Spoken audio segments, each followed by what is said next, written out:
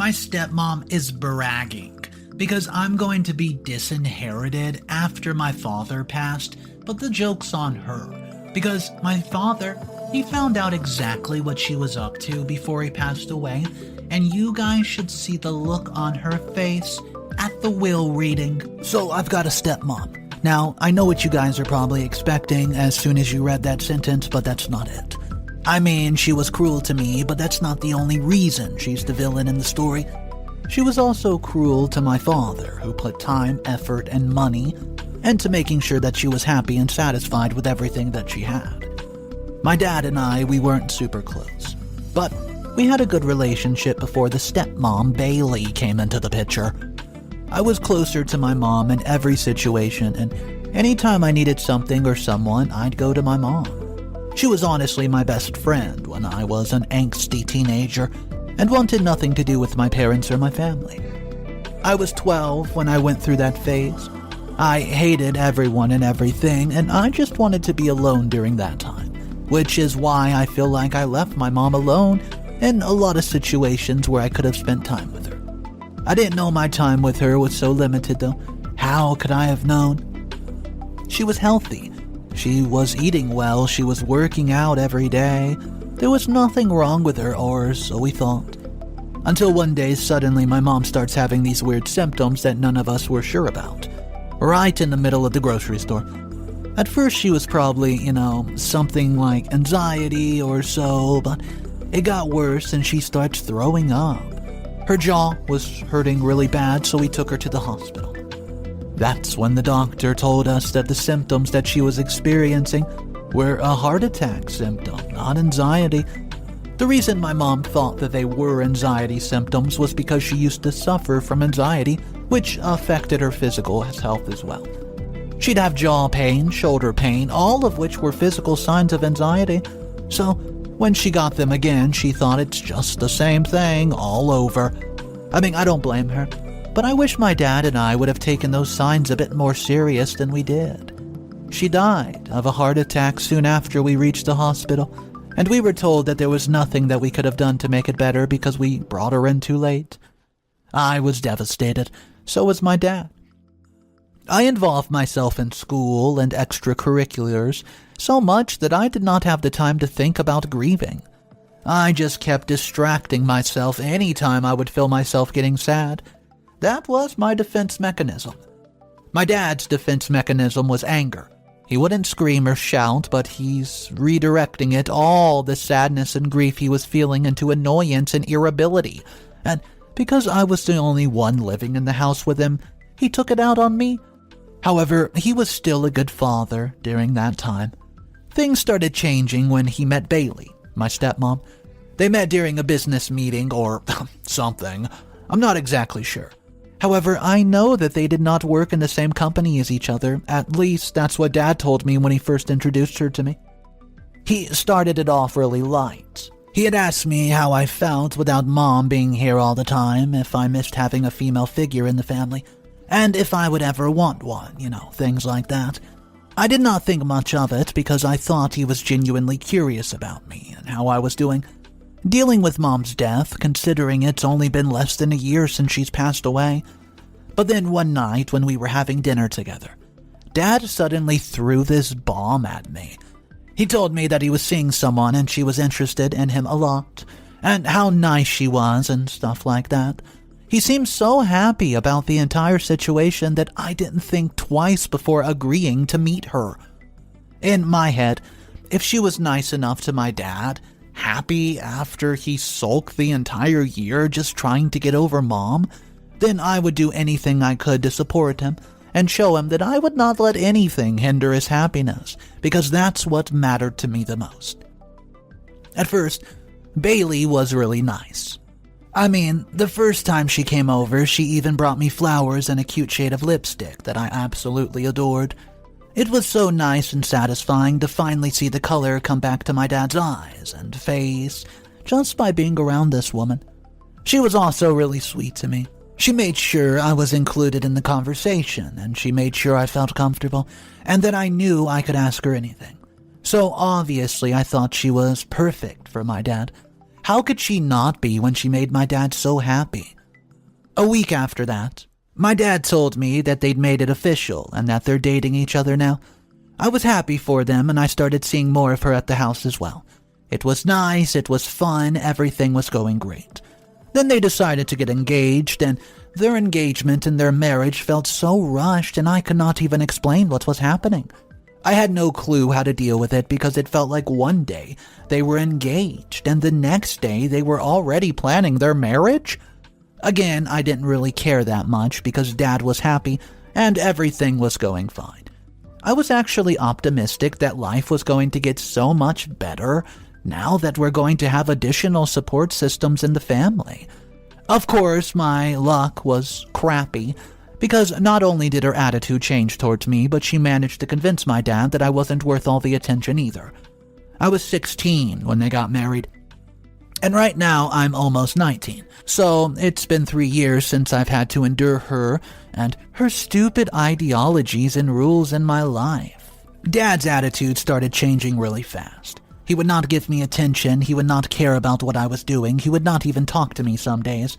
He would be so involved with Bailey and whatever she wanted to do that he completely forgot that he had a daughter. It's like he took care of my financial problems and all that, but he wasn't there for me emotionally as a father should be. At one point, I asked him if I could borrow some money, because I wanted to go to this concert with my friends, and he gets really mad at me because Bailey told him that it's super ungrateful of me to try to ask him for money, especially because, well, I was already living underneath his roof for free and eating the food and stuff for free as well. I was shocked because my father has never made me feel like I could not ask him for money if I needed to. So, to see him act this way was very alarming. Then it starts to get worse because he just took out all the frustrations on everybody else and everything that he got from work and anywhere else on me, because he was too much of a simp to take it out on Bailey. So I'd always brace myself and just be mentally prepared to take insults and taunts. If my dad was in a bad mood, if he was in a good mood, he barely paid attention to me. Since this continued, I figured that he would not really care about me. I could do whatever I wanted without any consequence of my actions. That's when I started to act out. I partied every day, I hung out with my friends all day, and I never helped around the house, and I started to ignore both of my parents as well. My dad did not even notice that I was trying to ignore him or something like that. But when I started doing it to Bailey and started ignoring her calls, she started to get mad. The only reason I didn't want to pick up her calls was that she only called me if she needed me to do some work. Most of the time I was so tired with classes and my part-time job that I did not really have the energy to do all the chores in the house as well. But none of them ever regarded me or my concerns, and instead told me that if I wanted to keep living in the house, I needed to pull my weight somehow. Now, when I was ignoring her calls and stuff, she got mad and then she told my dad about it, and it made it seem like I was being rude to her. Dad was so mad at me. He came home and started yelling at me about being a brat and not having any respect for others. That was also the first time he slapped me. The first of many. I honestly never expected him to be physically violent towards me. I didn't expect him to be rude towards me either, but then he changed completely and started treating me like a stranger. So I guess I should not have been that surprised about the entire thing. Anyways, things were really bad at the house. My dad was getting really abusive and mad at me, and Bailey did not seem to care about it at all. And to make matters worse, Bailey got pregnant. My gosh, you guys. When I tell you that Bailey got so much more manipulative after she got pregnant, it was actually insane. I mean, from what I suspect, it's because she wanted Dad to disinherit me from the will, and she wanted everything for her and her child. The best way to do that was to show my father that I was a brat who did not deserve anything from him, and that she and her child were personifications of angels upon earth. Obviously, the more manipulative she got, the worse my dad got as well. He did everything she asked her to, and I'm pretty sure if she told my father to kick me out of the house, he would have done it, no questions asked. Then, around 7 months after Bailey gave birth to her son, suddenly my father started getting really ill as well. I mean, he was getting weak, starting to lose weight, had a fever, and all that. So we took him to the doctor, and it turned out my father has stage 4 cancer. He has about 6 months left with us, even with all the treatments and everything. I was devastated. Even though he didn't really care for me, I still loved him, and in my head, I was still waiting for my dad, who was there for me all these years when Bailey was not in our lives. She ruined everything for us, and I'm pretty sure that she doesn't even care or regret anything. I figured out that she didn't really care about my father as well when the first thing she did when he was diagnosed with cancer was ask him if he'd written the will already or not. That's how I knew she was only after the money. Of course, as expected, my father died a few months later. It was terrible, but I'm also a little happy because the last month or so was so terrible for him. I could see how much pain he was in, and even though he was on medication and stuff, the chemotherapy and all the other treatments were very uncomfortable and painful to him. So that's why I'm glad that he's out of his misery right now, but I'm still a bit upset by how much he had changed. I don't even know if I should grieve him or not because I'm not grieving the dad that he died as. I'm grieving the dad that he was and the dad I was waiting to show up again. Anyways, it felt like Bailey wasn't grieving at all. She actually seemed pretty content because she must have realized that everything was going to her now that dad was no more. But boy, oh boy, was she wrong. The will reading. It happened yesterday and it was the wildest thing ever. Bailey and I got the biggest shock of our lives right there at the reading. Dad's trusted lawyer, the one who had been with Dad for his entire life, was the one who did the will reading.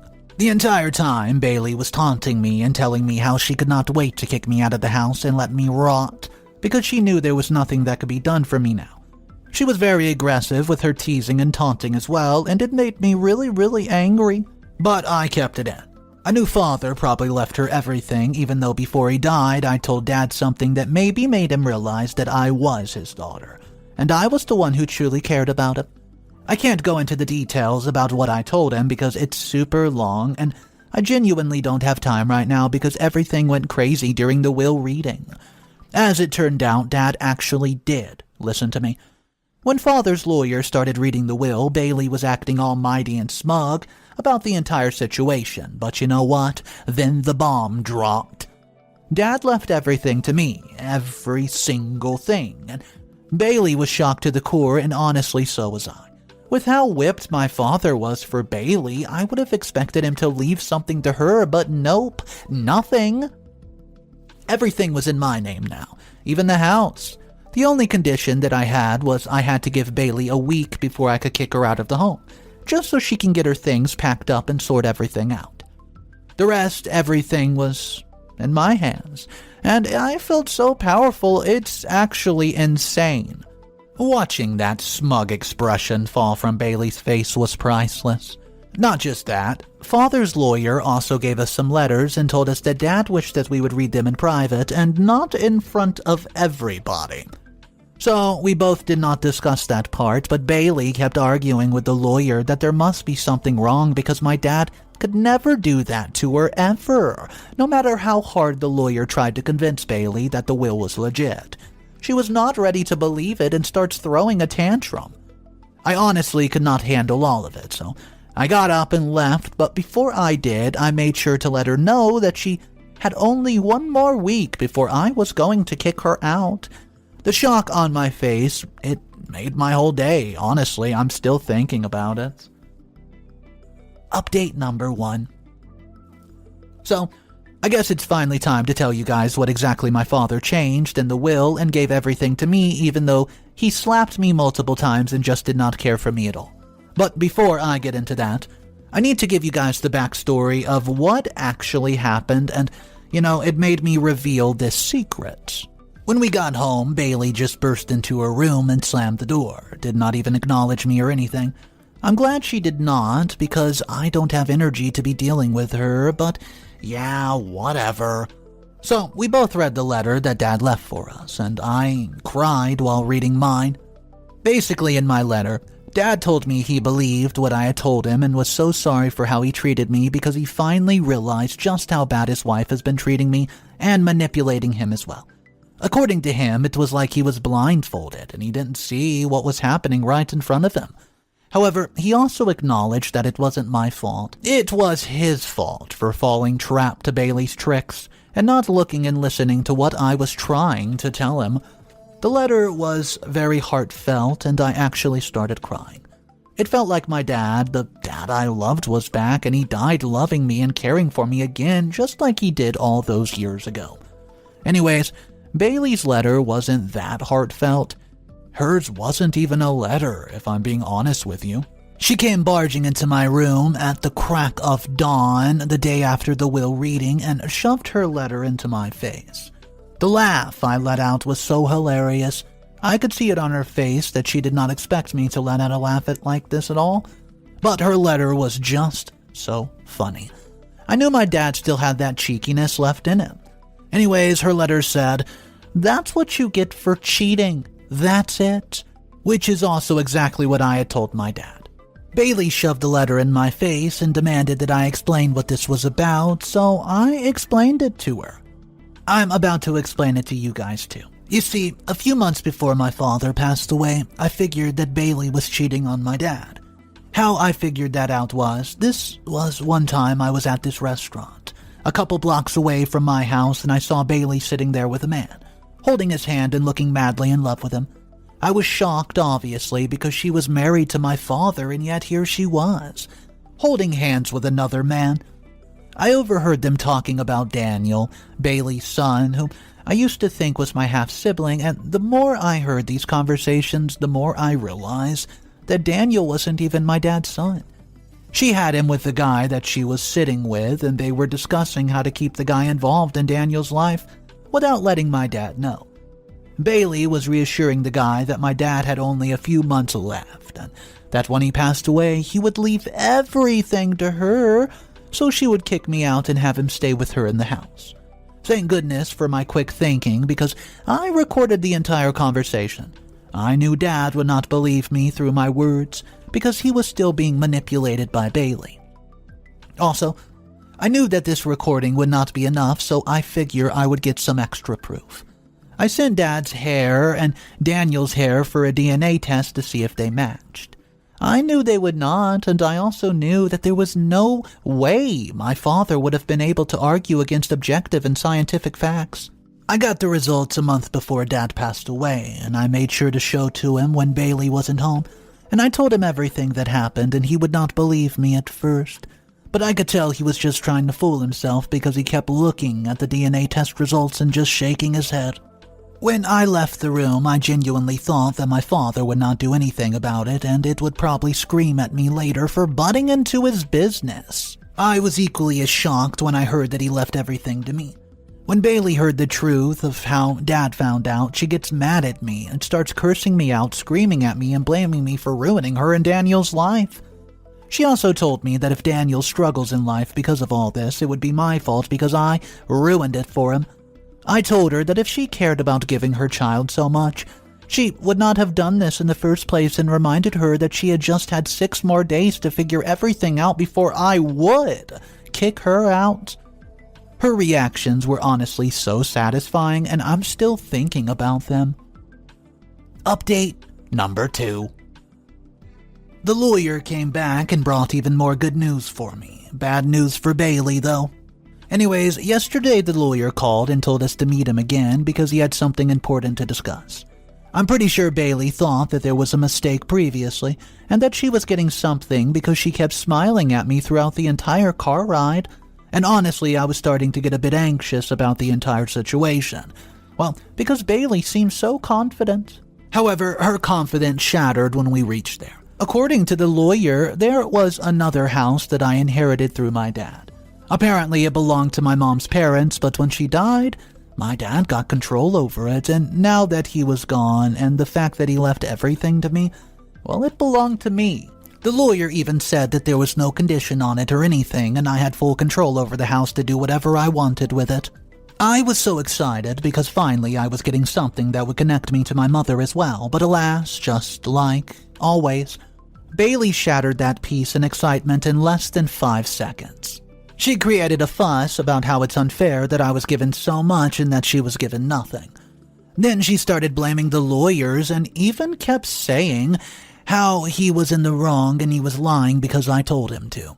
Her argument was the lawyer should have mentioned this house in the previous reading, and the fact that he was mentioned this days later was very, very suspicious. The lawyer responded to her and told her that the reason he took a few days on this because they had to make sure if the house was under my dad's name or not, because it belonged to my mom and her family before that. That confirmation was important because it was a legal matter, and he did not want to put me in a situation where I had to give the house back in case it wasn't in my dad's name. Bailey was not a fan at all of this response because she stormed out of his office and I had to apologize to the lawyer for the fuss that she created in such a proper place.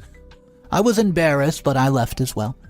The entire car ride back home, Bailey was trying to convince me to give her the house we currently live in because it was, quote, incredibly selfish to keep them both to myself.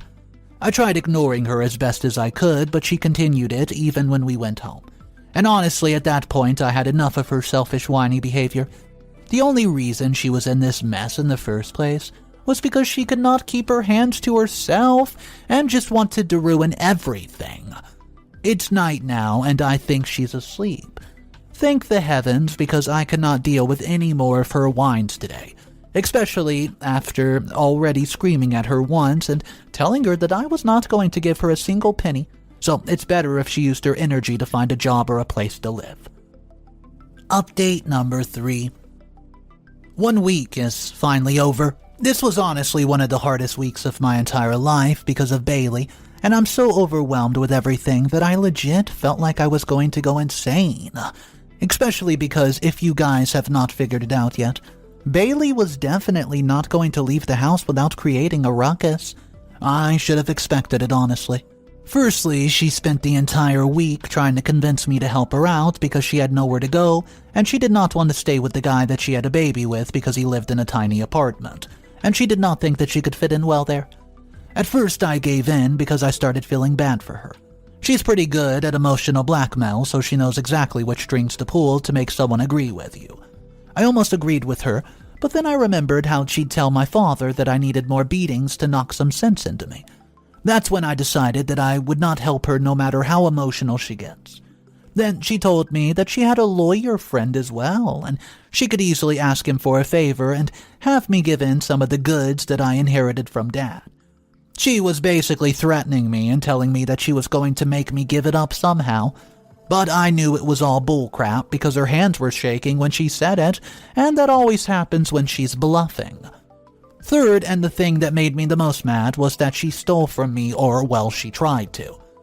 On the 7th day, I told her to pack everything she needed because I did not want her in the house the next morning. She seemed very pouty, but she did not put up a fight even though I expected her to. I mean, she was fighting me all week. Then an hour passed away, and she still did not appear in the living room.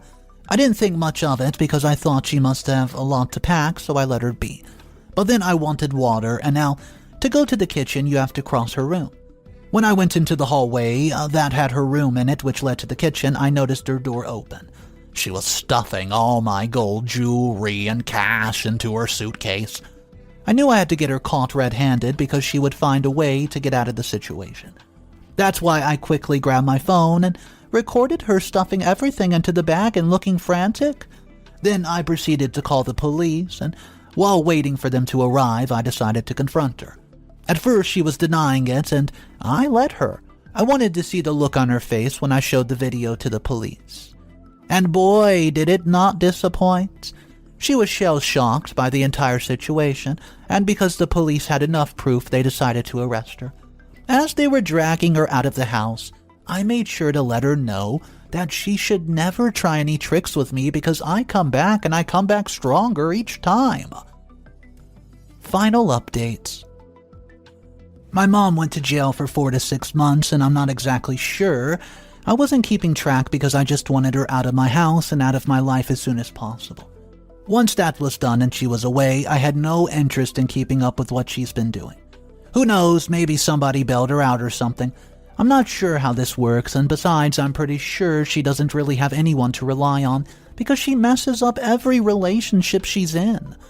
Anyways, even though I really wanted to keep her away from me and never interact with her ever again, she showed up at my house 2 weeks ago. Apparently, she got out of jail and now did not have anywhere to go.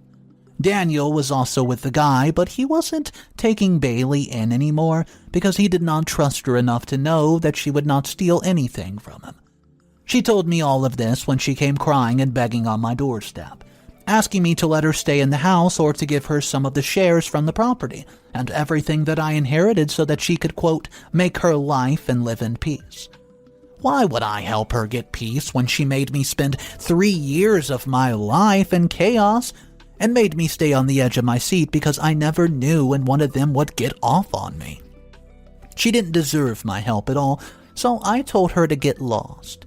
I told her I would not help her at all because I felt no pity or anything against her. All I felt towards her was a hatred, and if I acted on it, I could do so many worse things to make her life miserable. But I don't because I don't want to get into that. I want to keep my life peaceful, and all Bailey does is ruin it. She kept showing up at my house because she had to live in this very tiny attic-type space that, according to her, did not even have space for more than 3 people at the same time. Bailey claimed that she'd do anything to make me forgive her, but she wants to stay in the house with me. I was so frustrated with her and her actions that I threatened her. I will call the cops. I told her that she needs to leave me alone or I was going to call the police and file a restraining order against her, because she already had such a terrible experience with me calling the cops. She got scared and left. It's between a while and 2 weeks, and she still has not shown up, so I'm taking it as a win and assuming that I scared her off enough to make sure she doesn't show up in my life again. Well, anyways, guys, that's it. Wow, guys, what a story. I want to hear from you guys about this one specific question. Can you guys even put yourself in these shoes? If the father in today's story did not take OP seriously and just give OP a chance to explain everything, well, then I think the outcome of this story would have been a lot different. But before the father passed, he changed the will and the rest was history. Guys, drop your thoughts down below in the comment section. I would love to talk to you guys about today's story. My name's Mr. Reddito. I narrate stories like this every single day. And if you guys want to be a part of these daily readings, consider subscribing to the channel. It does help support it, and that way you never miss another video. Check out the description as well for my favorite playlist of stories, and I'll see you guys tomorrow. Have a great day, and of course remember, it's cool to be kind. See ya.